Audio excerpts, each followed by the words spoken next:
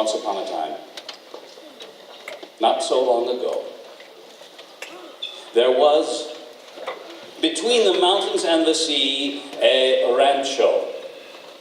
And there was a ranchero who had many head of cattle and had much money which he kept to himself. His name was Senor Avaro. He had much money, and even though he was the wealthiest man in all that region and poorly paid the people who worked for him, he was always trying to find a way to make or take more for himself. Now, in that rancho, because of his avarice, the people had a saying: to any poor pilgrim that came traveling down from the mountains towards the seaport cities to find their fortune there along the coast, they would say, my friends, here in this place you will find that it is easier to drink from a tiny thimble than to drink from a giant cauldron. What they meant by that was that if you needed shelter, if you needed charity, you were more likely to find help in the door of a poor man who had little to offer but would offer it kindly than you were to get even a centavo from Senor Alvaro. Now, there was in this place a couple who had the kindest and most generous hearts of all. Manuel and Maria lived on a small, sere patch of land. They lived independent and did not have to work any longer for the ranchero Avaro. For they had gained for themselves a cow, a dairy cow to give them milk and cheese and cream and goods to trade in the village for what they needed. And with this cow and with their industry, they were able to eke out a living for themselves and own their land and own their home and own their lives. And any poor traveler that would come passing by seeking help and charity at their door would be warmly welcomed in, given a bit of bread broken for them to share with them, given a dry place by the hearth to sleep for the night, and sent on their way with good wishes for good fortune in their journeys wherever they wandered. And so they lived well, and they lived in love, and in time the love of Manuel and Maria bore fruit. And little Rosa was born to them. But a strange thing happened. On the very day that Rosa was born, the earth began to tremble and shake. It's been known to do that in this part of the world from time to time. And when the earth shook and the ground cracked, a hole opened up on the land of Manuel and Maria and Rosa. And out of that hole in that land, there came forth a cool, clear spring of fresh running water. Fresh running water to bathe the newborn babe, to grow now a green garden, and to share with their neighbors. For they gave freely this fresh water to all of their friends and neighbors and anyone in need. They gave it freely, but Senor Avaro saw what had happened on that land. He saw that fresh water running. He saw the couple sharing, and he thought, those fools, they do not know what they have. They have a source of running water on their land, here in this desert place. They do not know how valuable that water could be, how much they could make from that water. Why, I would not give it away for free if it were mine. I would make people pay. I would make people pay dearly for the water that I possessed if it were mine, if it were mine, if it were mine. But it was not his. It belonged to Manuel, Maria, and Rosa. But that did not stop Senor Avaro trying to think of a way to take that land, to ruin that family, to be rid of them so that he might move in and take possession of that now newly valuable land.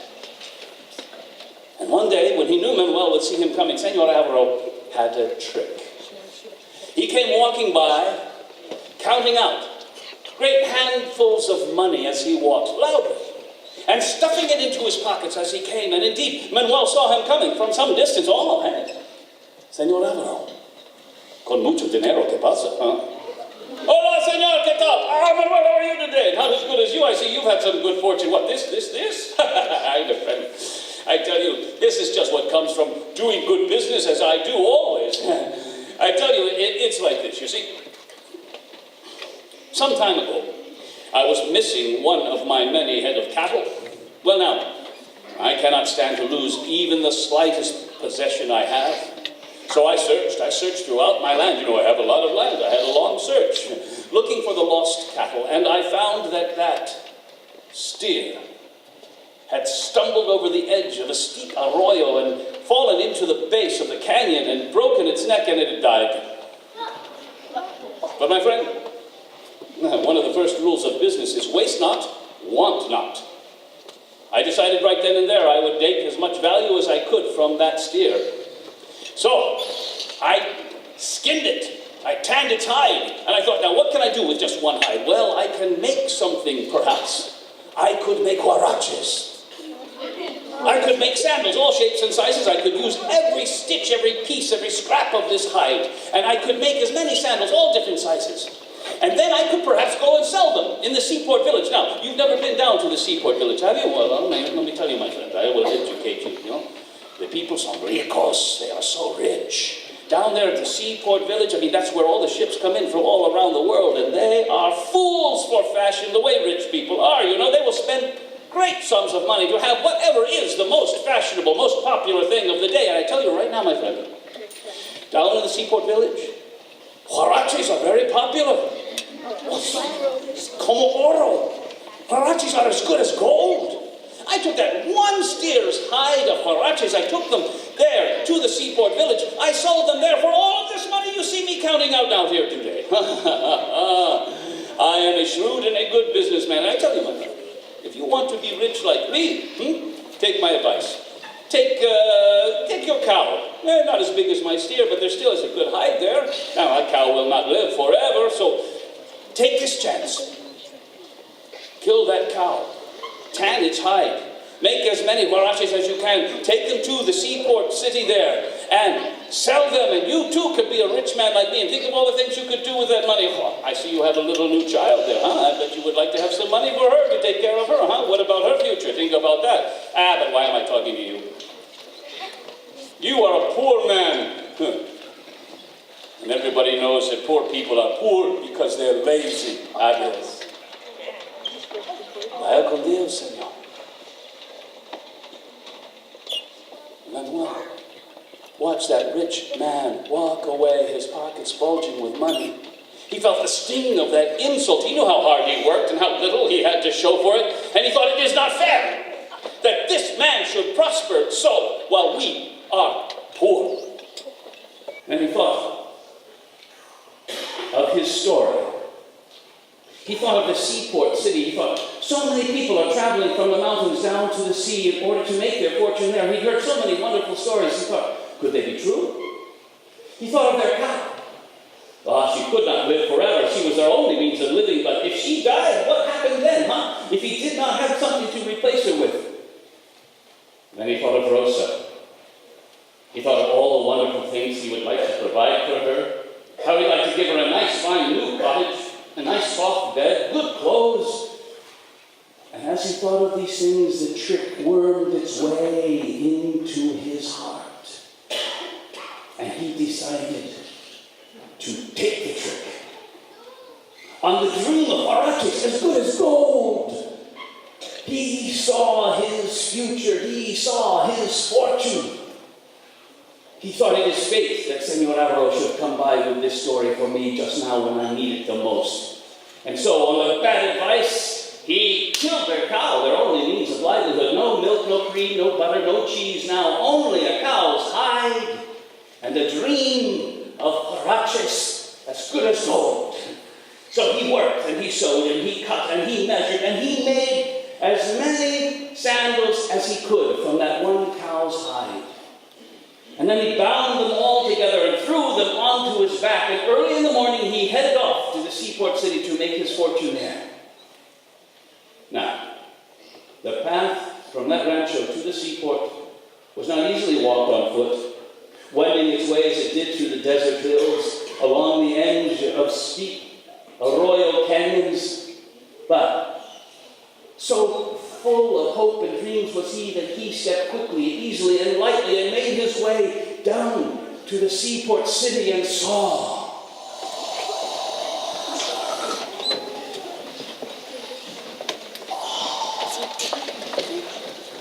what a sight! A great harbor filled with all manner of ships, their great sails billowing in the wind, the seabirds singing all about and off in the distant horizon, the wide world opening up across the ocean. And then the broad avenues and the high buildings and all the people, the caballeros, the coaches, the señoras, oh my goodness, all these wonderful people, look at them all, so ricos. I will be a rich man too. I will sell them huaraches just as they want. And he set them down there beside the road and he offered them up for sale. Hey, knowing for sure he'd be a rich man by noon. Hey.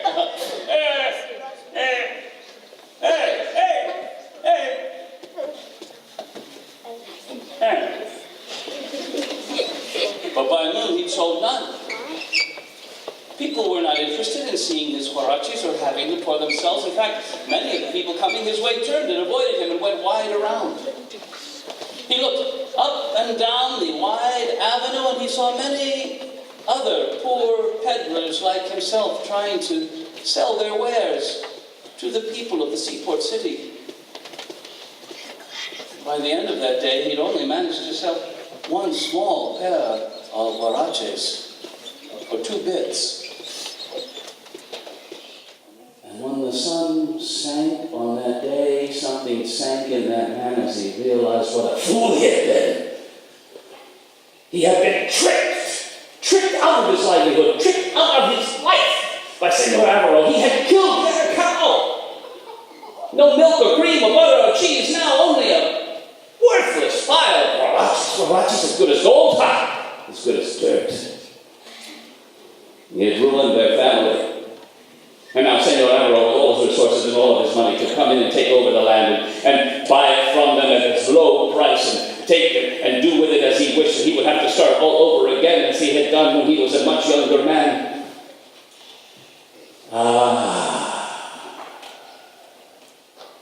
It was a cold thought.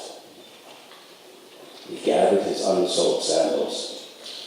He put them onto his back. And he turned into the darkening day to make his way with his sad news home. But he could not come back empty-handed, he thought of Rosa. He had wanted to bring him so many wonderful things. He had only a very little bit of money, which was not good for much. And he felt for his fellow peddlers. And so, he went to one of the men beside him and gave the money to him in exchange for a scarf, red as rose, hoping this might help to keep her warm in the cold days that await us now. And so sadly, he put his unsold sandals on his back.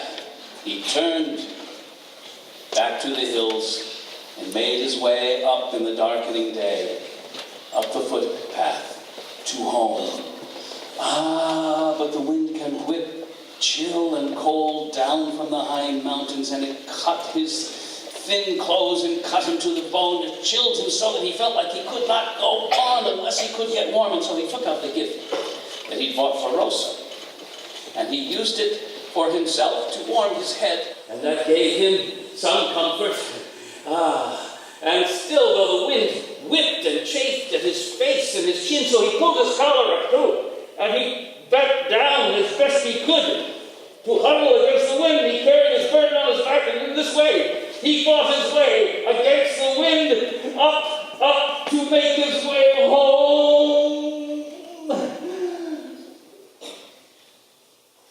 When he heard some talking and laughing nearby, and then not far off the path in the distance he could see the glittering light of a campfire, and he could see the figures of many men standing around the fire. They looked like they were laughing and having a good time. They were drinking, they were eating, they were having a good time. He thought, Maybe these men will be kind to me the way I have been kind to so many other travelers coming to my door. Maybe they will give me warmth and a little bit of food so I can make it the rest of my way home.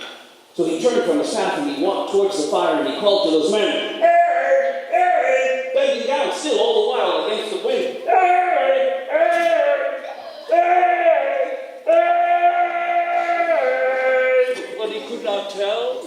Standing by their fire were bandits. Two-faced men who would offer a traveler a helping hand and then stab them in the back and take whatever thing of value they might have to offer.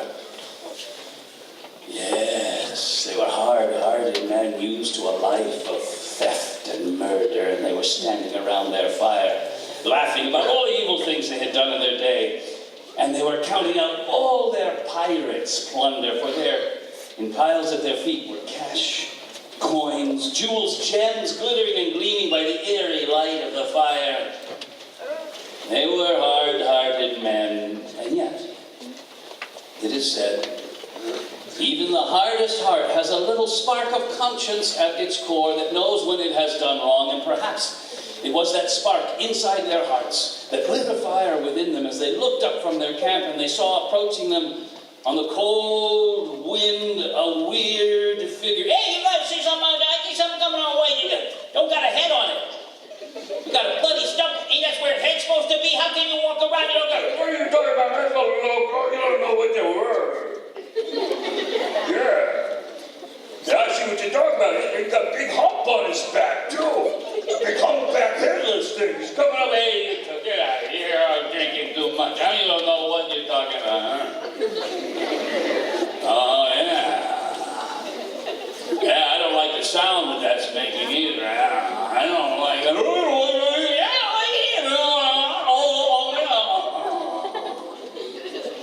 As they saw coming towards their camp a terrifying figure, humpback and headless, a bloody stump where its head should be, one clawed arm waving wildly, and a low, terrifying moan coming on the wind. Well, it was Manuel. He had rose a scarf on his head and his collar about his face. He had his bundle on his back and he was calling out, "Hey!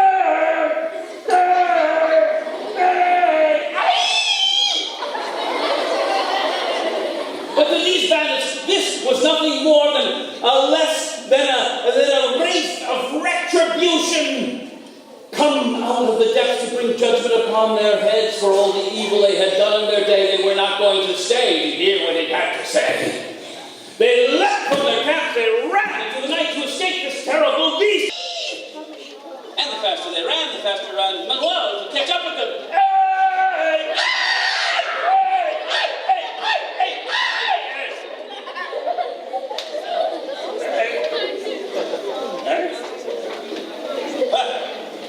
In their blind panic, those men had fallen over the edge of a steep bluff and fallen down into a sharp canyon, never to be seen again. And so Manuel, thinking of that fire untended, turned and went back to the camp to await their return. He made his way to the fire and got himself warm.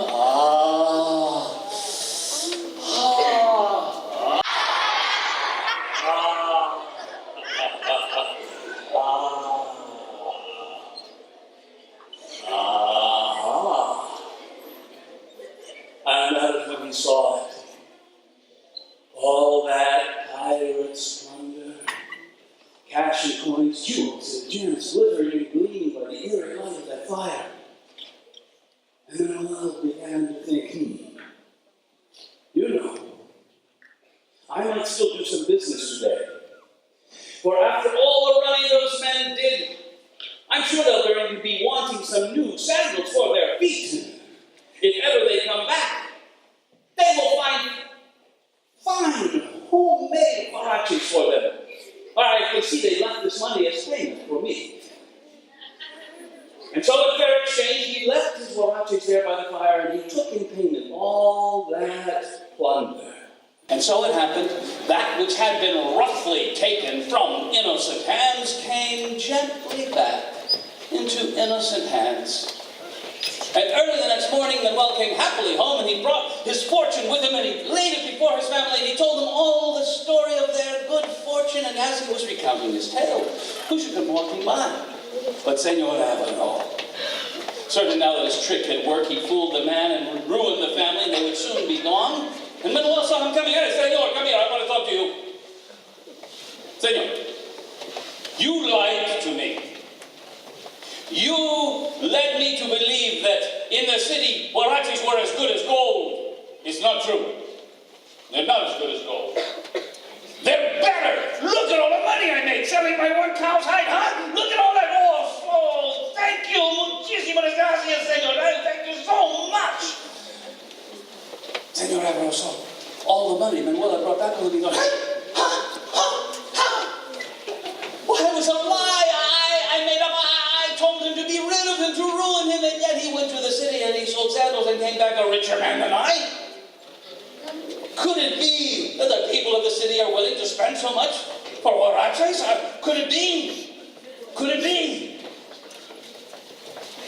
It could be. And then it began to think, if this one man with one poor cow, with those few simple sandals can go and make so much money, think how much more money I could make with all my cattle. And so the trick turned on the trickster. And dreaming of Huaraches as good as gold, Senor Avaro slaughtered all his cattle, tanned the hide, and had all the hide cut up into sandals, into Huaraches, and he put them all in great carts, and he carted them off to the seaport city to make his even greater fortune there. No one ever saw him again. What became of him, I do not know, but I suspect that justice was done in its way.